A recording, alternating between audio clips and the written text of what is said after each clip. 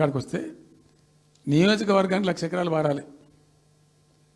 అంత కృషించి అంత కునారిల్లి 60 ఏండ్లు ఏడిసి గోసపడ్డ పాలమూరుకు ఒక పెద్ద రిలీఫ్ వస్తుంది. దీంతో మొత్తం జిల్లా టాప్ టు బాటం అంతా కూడా ఒక అద్భుతమైనది ఉంటుంది. గ్రావిటీ వారేకాడికి గ్రావిటీ వారుతుంది, లిఫ్ట్ వారుతుంది, చాలా అద్భుతంగా ఉంటుందని చెప్పేసి. తర్వాత వర్షపాతం నీళ్ళు కూడా చాలా వరకు ఈ చెక్ డ్యామ్లలో దానిలో అడ్డుకుంటాం కాబట్టి గ్రౌండ్ వాటర్ కూడా బాగా పెరుగుతుంది. ఎట్లా ఫ్రీ పవర్ ఇస్తున్నాం కాబట్టి దాని ద్వారా కూడా లాభాలు జరుగుతాయని చెప్పి అసెస్మెంట్ చేసి ఇచ్చినాం. నిజంగా కూడా పాలమూరు ఒక టైంలో తెలంగాణ వచ్చిన తర్వాత 4-5 ఏళ్ళకి నేను పోతే ఎందుకో పోయినాం, బస్సు యాత్ర చేస్తే చాలా అద్భుతంగా ఇక్కడికక్కడ వరికోత మిషన్లు, కల్లాలు, అంతకుముందు పాడుబడ్డ ఇల్లు కనిపించే పాలమూరులో నా కళ్ళతో నేనే చూసిన.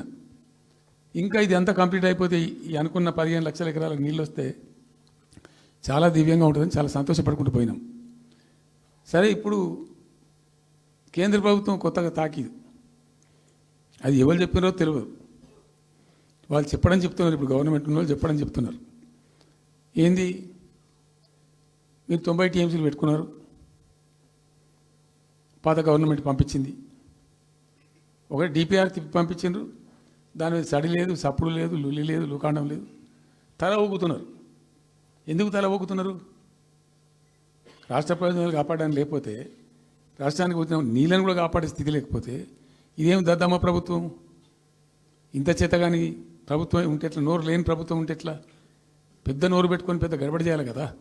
ఒక 10 టీఎంసీలు పోతేనే ఒక్కొక్క రాష్ట్రం ఎక్కడ దాకా పోయి కొట్లాడతారు. ఇవాళ మొత్తం డిపిఆర్ఏ పంపించి ప్రాజెక్ట్ని ఆగం చేసే పరిస్థితి వస్తే సప్పుడు లేదు ఒకటి. రెండవది, ఇప్పుడేం చేసిండ్రు, ఇరిగేషన్ మంత్రికి లెటర్ రాసిండు. వాడు చెప్పిండా చెప్పలేదా భగవంతుని గారు, 45 టీఎంసీలు ఇవ్వండి మాకు అనుమతి అని చెప్పి. ఎట్లా రాస్తావు నాకు అర్థం కాదు. నువ్వు ఏ ముఖం పెట్టుకొని రాస్తావు? ఇదో ప్రభుత్వమా? అంటే ఉన్న వస్త్రానికి పోతే అనవస్త్రం పోయింది అన్నట్టు ఉన్నది కూడా కొట్టుకుంటారు ఎవడన్నా? ఎవరై నీళ్ళు అవి?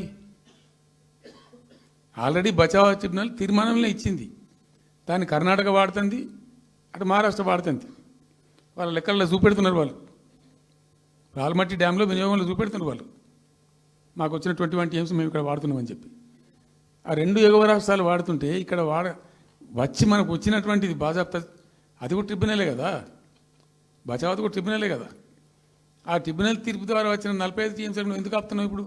కేసీఆర్ ముఖ్యమంత్రి అయిన 10 ఏళ్లలో కృష్ణా నదీ జలాలు ఆంధ్రప్రదేశ్ అక్రమంగా ఏ విధంగా తరలించిందో ఈ లెక్కలు మీకు నేను విడుదల చేస్తా. 10 ఏళ్లలో అక్రమంగా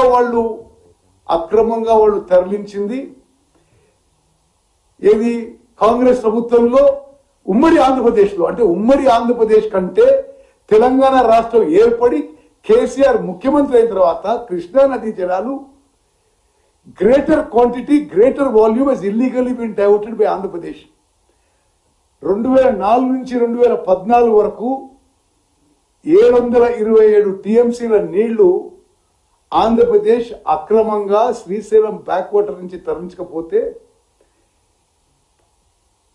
కేసీఆర్ ముఖ్యమంత్రి ఉన్న 10 ఏళ్ల పాటు 1442 టీఎంసీలు ఆంధ్రప్రదేశ్ అక్రమంగా తరలించకపోయింది. అంటే ఆంధ్రప్రదేశ్లో, ఉమ్మడి ఆంధ్రప్రదేశ్లో కంబైన్డ్ స్టేట్గా ఉన్నప్పుడు ఆంధ్రప్రదేశ్ కృష్ణా నదీ జలాలు తీసుకుపోయింది అక్రమంగా 727 టీఎంసీలు అయితే కేసీఆర్ గారు ముఖ్యమంత్రి పెద్ద పెద్ద మాటలు మాట్లాడుతున్నారు కదా. కృష్ణా నదీ జలాల్లో మోసం దగా చేసింది మీరు. ఇది అంకెలు, ఇవి ఇరిగేషన్ డిపార్ట్మెంట్ అఫీషియల్ రికార్డ్స్, రేపు నేను విడుదల చేస్తా.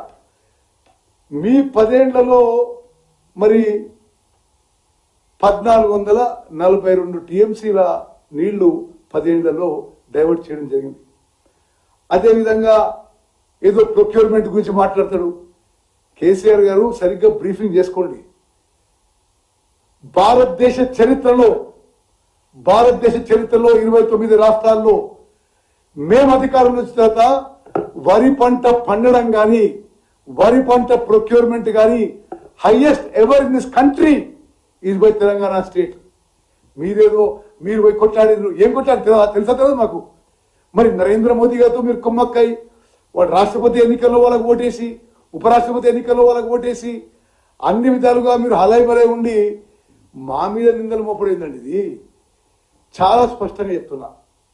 మరి కృష్ణా నదీ జలాల విషయంలో, గోదావరి నదీ జలాల విషయంలో ప్రస్తుతం ఉన్న కాంగ్రెస్ ప్రభుత్వం ఒక్క చుక్క నీటికి మరి డైవర్ట్ కావడానికి కూడా వీలు కాకుండా పోరాటం చేస్తున్నాము. ఏదో నల్లమల్ల సాగర్ అంటారు మీరు, పోలవరం నల్లమల్ల సాగరు, కానీ అంతకుముందు దాని పేరున్న పోలవరం బంకచెర్ల ప్రాజెక్ట్ మీద పోరాడింది మేము. అసలు మీరు ఇక్కడ కూర్చొని ప్రెస్ మీట్ పెట్టి మాట్లాడుతున్నారు. మీరు రాయలసీమగా కట్టినప్పుడే మాట్లాడలే, పోతిరెడ్డి ఆ ఎక్స్పాన్షన్ మీ టైంలో అయితే ఏం మాట్లాడలే. మేము అన్ని స్థాయిలో మరి కేంద్ర ప్రభుత్వంతో పోరాడుతున్నాం, సుప్రీంకోర్టులో పోరాడుతున్నాం. సుప్రీంకోర్టులో పోలవరం నల్లమల్ల సాగర్ ప్రాజెక్టు ఆపాలని రిట్ పిటిషన్ వేసింది మేము. మీరు అంతగానో మాట్లాడినరు. మీరు ఏనాడైనా మీరు పోయి అక్కడ రోజా దగ్గరనో ఇంకో దగ్గరనో గోదావరి జలాలు రాయలసీమకు తీసుకుపోతే ఓకే అంటారు, కృష్ణా నది జలాలు రాయలసీమ లిఫ్ట్ ద్వారా జగన్మోహన్ తీసుకుపోతే ఓకే అంటారు. మేము కృష్ణా నదీ జలాల విషయంలో, గోదావరి నదీ జలాల విషయంలో ప్రతి చుక్క మనకి మా హక్కుగా రావాల్సిన నీటి వాటా కోసం అన్ని స్థాయిలో పోరాడుతున్నాము.